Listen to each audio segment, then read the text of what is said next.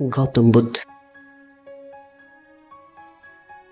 ऐसे हैं जैसे हिमाच्छादित हिमालय।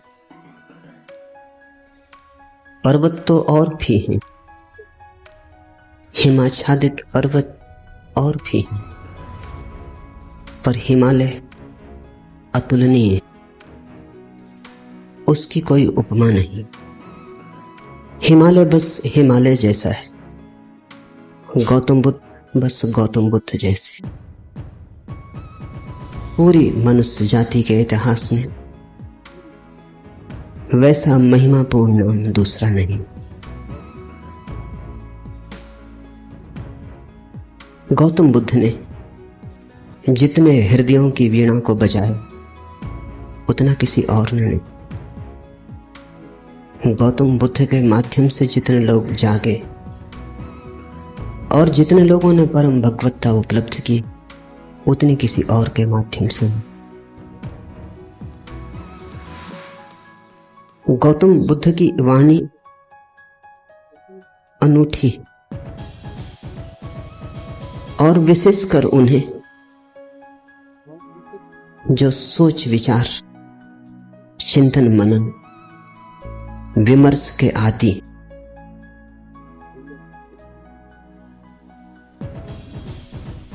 हृदय से भरे हुए लोग सुगमता से परमात्मा की तरफ चले जाते, लेकिन हृदय से भरे हुए लोग कहां? और हृदय से भरने का कोई उपाय भी तो नहीं।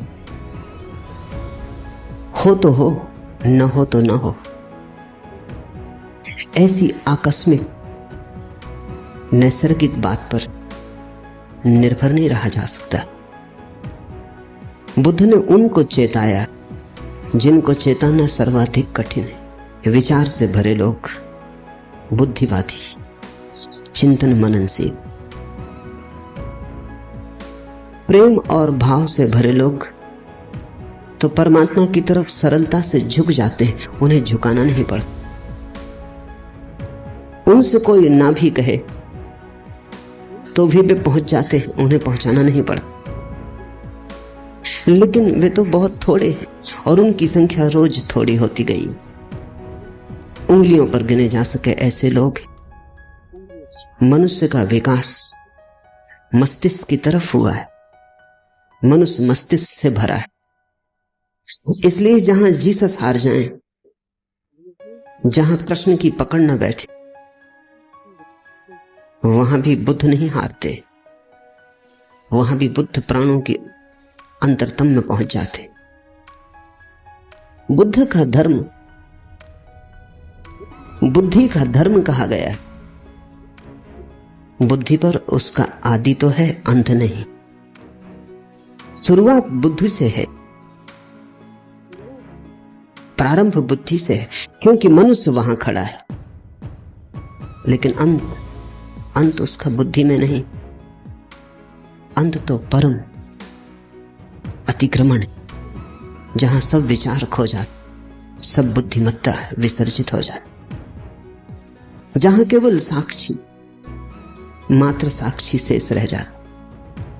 लेकिन बुद्ध का प्रभाव उन लोगों में तत्क्षण अनुभव होता है जो सोच विचार में कुशल। बुद्ध के साथ मनुष्य जाति का एक नया अध्याय शुरू हुआ। 25 वर्ष पहले बुद्ध ने वह कहा जो आज भी सार्थक मालूम पड़ेगा और जो आने वाली सदियों तक सार्थक रहेगा। बुद्ध ने विश्लेषण दिया, एनालिसिस दी, और जैसा सूक्ष्म विश्लेषण उन्होंने किया कभी किसी ने न किया था और फिर दोबारा कोई न कर पाया।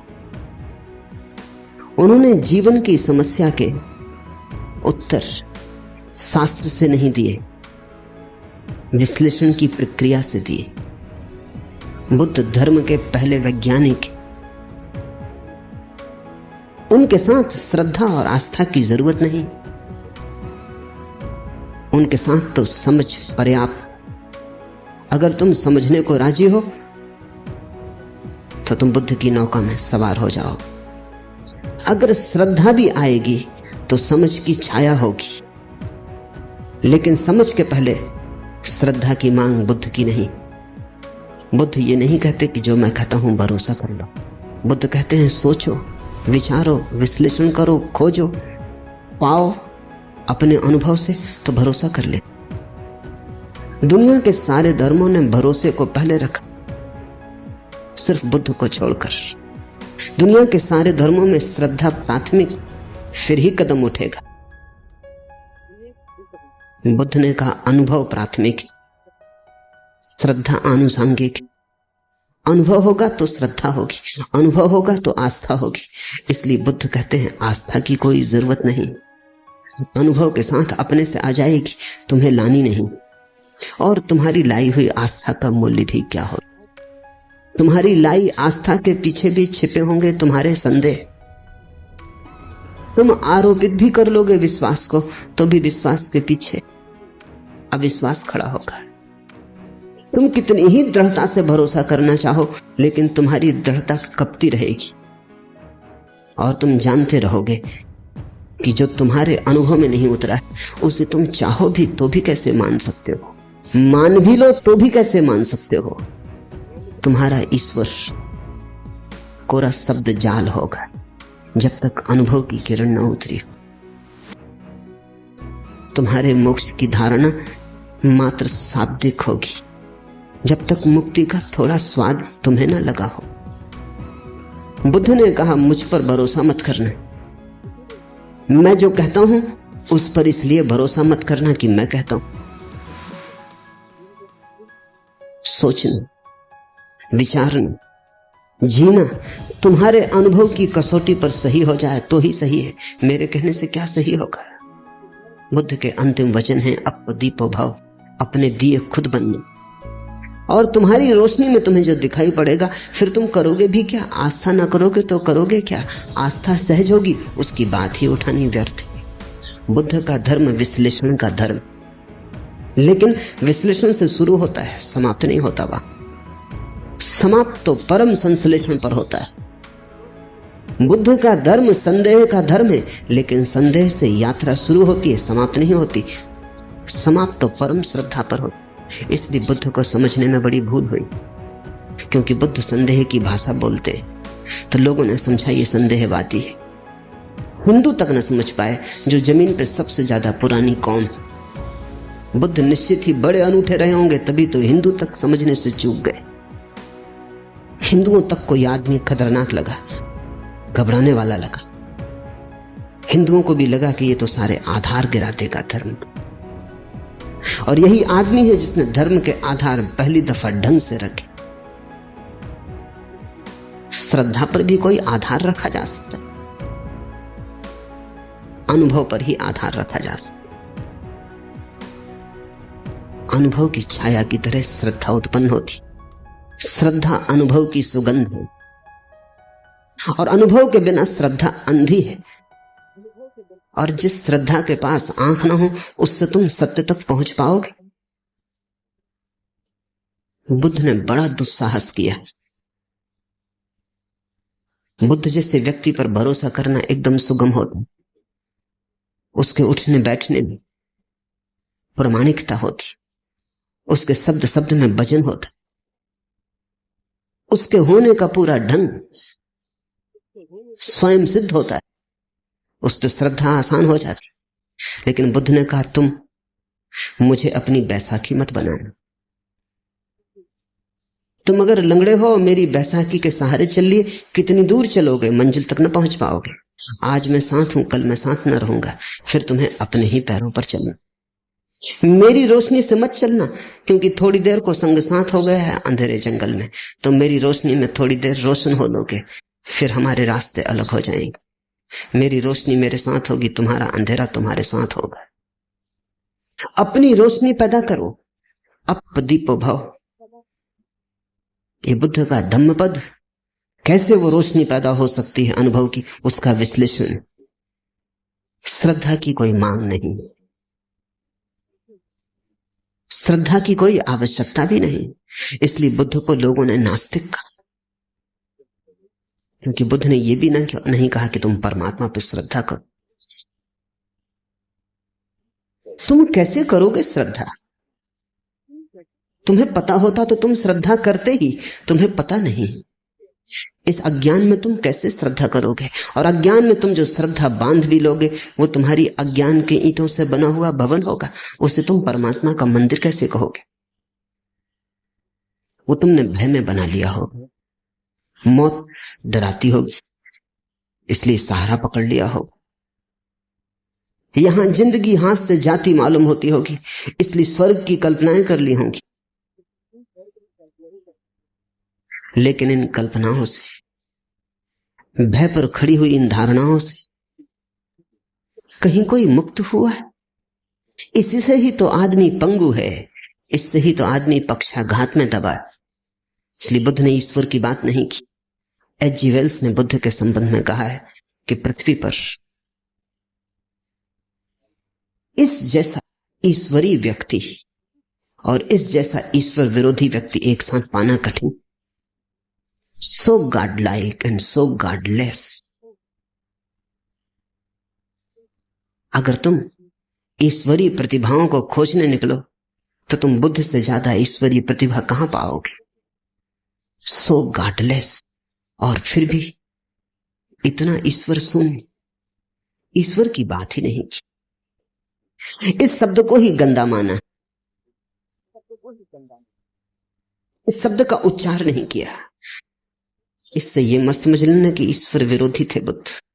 उच्चार नहीं किया क्योंकि उस परम शब्द का उच्चार किया नहीं जा सकता। उपनिषद कहते हैं ईश्वर के संबंध में कुछ कहा नहीं जा सकता, लेकिन इतना तो कह ही देते। बुद्ध ने इतना भी ना कहा। वो परम उपनिषद, उनके पार उपनिषद नहीं जाता। जहां उपनिषद समाप्त होते हैं वहां बुद्ध शुरू होते। आखिर इतना तो कह ही दिया, रोक ना सके अपने को कि ईश्वर निर्गुण, तो निर्गुण उसका गुण बना दिया। कहा कि ईश्वर निराकार है तो निराकार उसका आकार हो गया। लेकिन बिना कहे न रह सके। उपनिषद के ऋषि भी बोल गए। मौन में ही संभालना था उस संपदा को, बोलकर गंवा दी। बंधी मुट्ठी लाख की थी, खुली दो कौड़ी की हो गई। वो बात ऐसी थी कि कहनी नहीं थी, क्योंकि तुम जो कुछ भी कहोगे वो गलत होगा। ये कहना भी कि परमात्मा निराकार है गलत है, क्योंकि निराकार भी एक धारणा है। वो भी आकार से ही जुड़ी है। आकार के विपरीत होगी तो भी आकार से संबंधित। निराकार का क्या अर्थ होता है? जब भी अर्थ खोजने जाओगे आकार का उपयोग करना पड़ेगा। निर्गुण का क्या अर्थ होता है? जब भी कोई परिभाषा पूछेगा गुण को परिभाषा में लाना पड़ेगा।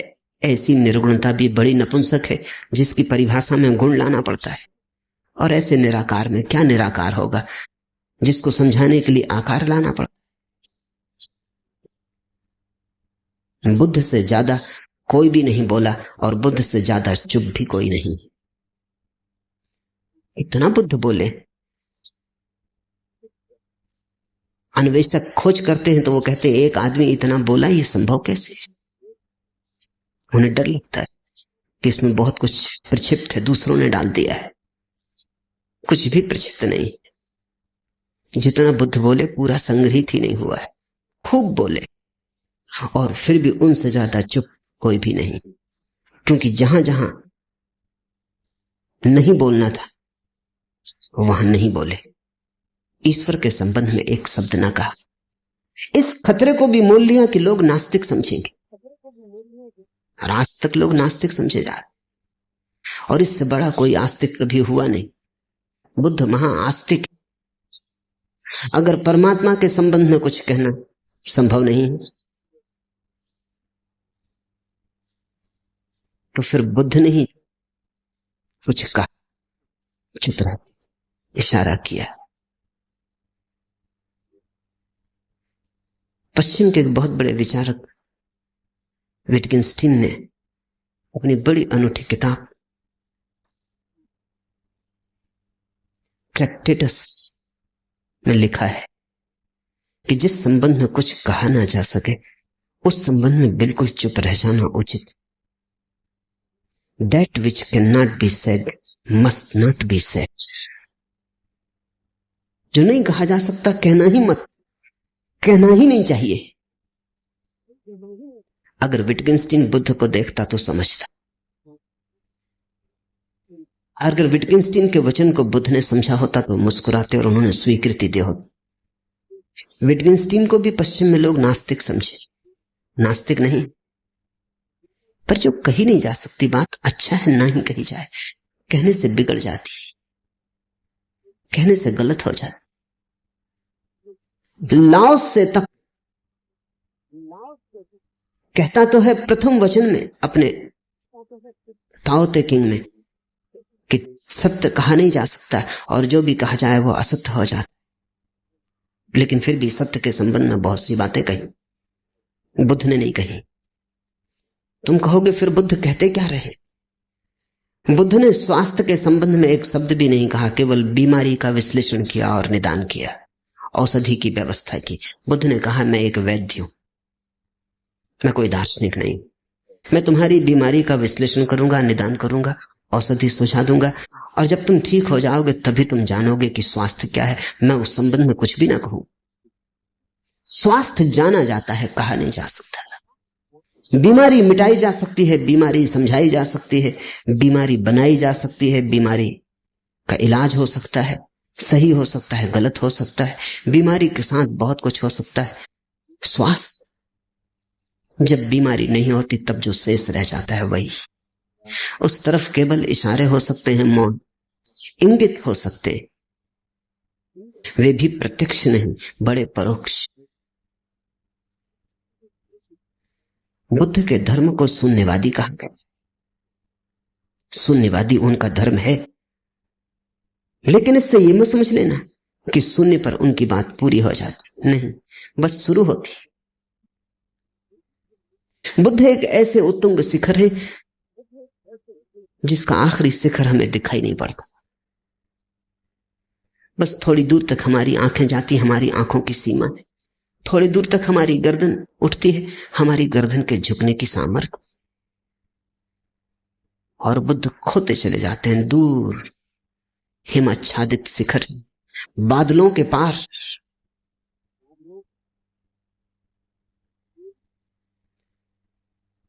उनका प्रारंभ तो दिखाई पड़ता है, उनका अंत दिखाई नहीं पड़ता है। यही उनकी महिमा है। और प्रारंभ को जिन्होंने अंत समझ लिया वो भूल में पड़ गए। प्रारंभ से शुरू करना, लेकिन जैसे जैसे तुम शिखर पर उठने लगोगे और आगे दिखाई पड़ने लगे, और आगे दिखाई पड़ने लगी। बहुत लोग बोले,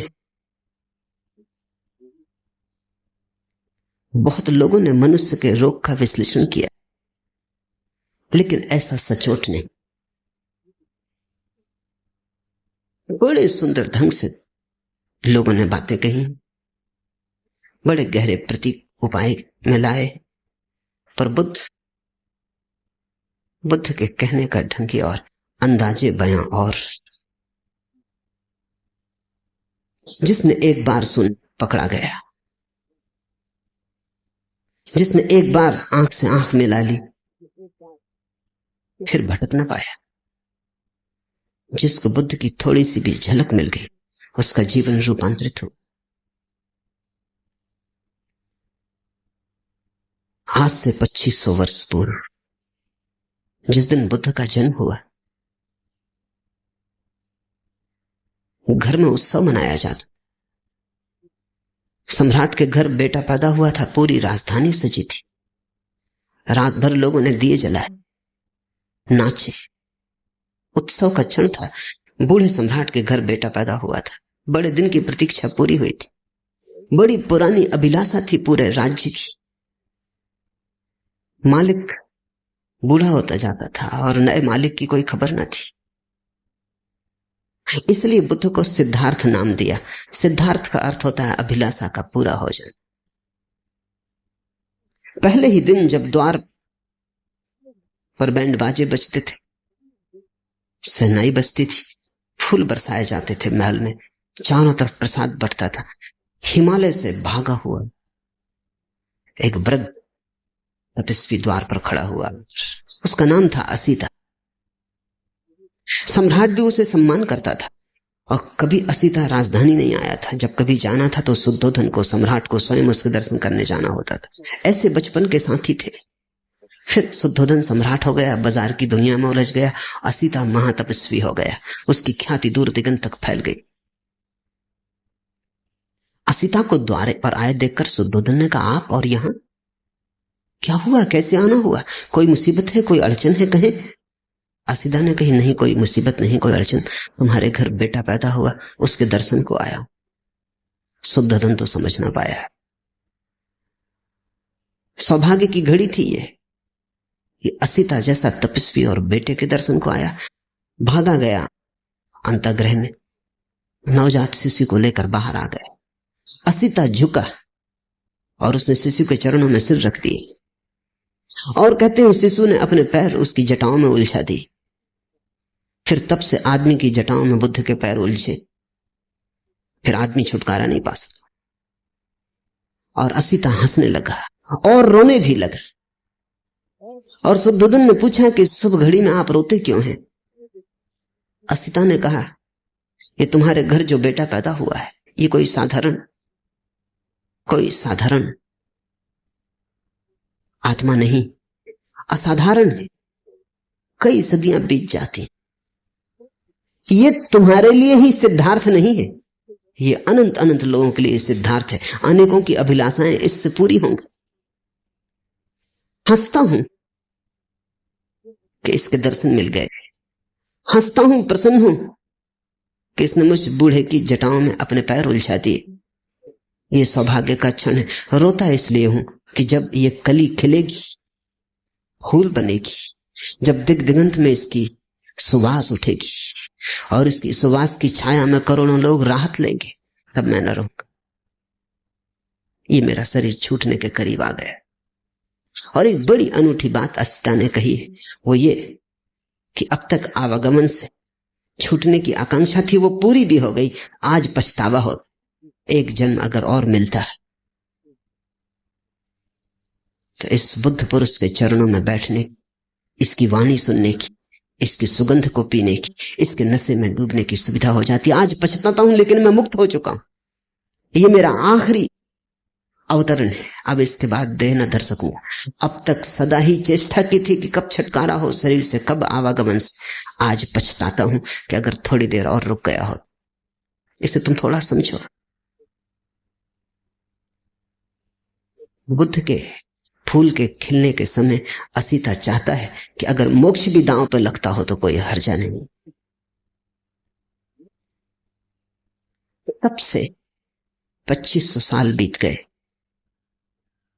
बहुत प्रज्ञा पुरुष हुए, लेकिन बुद्ध अतुलनीय है।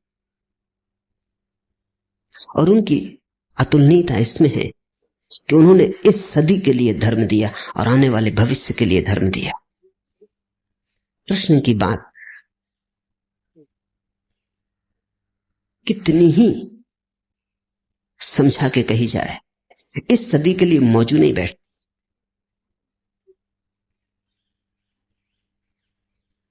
फासला बड़ा हो गया, बड़ा अंतराल पड़ गया है। कृष्ण ने जिनसे कहा था उनके मनों में और जिनके मन आज उसे सुनेंगे, बड़ा अंतर है। बुद्ध की कुछ बात ऐसी है कि ऐसा लगता है अभी अभी उन्होंने कही। बुद्ध की बात को समसामयिक बनाने की जरूरत नहीं है, वो समसामयिक है, वो कंटेम्पररी है। कृष्ण पर बोलो तो कृष्ण को खींच के लाना पड़ता है 20वीं सदी में, बुद्ध को नहीं लाना पड़ता। बुद्ध जैसे खड़े ही हैं, 20वीं सदी में ही खड़े, और ऐसा अनेक सदियों तक रहेगा। क्योंकि मनुष्य ने जो होने का ढंग अंगीकार कर लिया है बुद्धि का, वो अब ठहरने को है, वो अब जाने को नहीं। और उसके साथ ही बुद्ध का मार्ग ठहरने को है। धम्मपद उनका विश्लेषण, उन्हें जो जीवन की समस्याओं की गहरी छानबीन की, उसका विश्लेषण। एक एक शब्द को गौर से समझने की कोशिश करना, क्योंकि ये कोई सिद्धांत नहीं है जिन पर तुम श्रद्धा कर लो। ये तो निष्पत्तियां हैं प्रयोग की। अगर तुम भी इनके साथ विचार करोगे तो ही इन्हें पकड़ पाओगे। ये आंख बंद करके स्वीकार कर लेने का सवाल नहीं है, ये तो बड़े सोच विचार मनन का सवाल।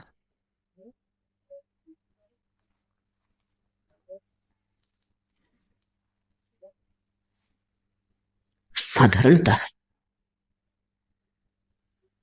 आदमी की जिंदगी क्या है?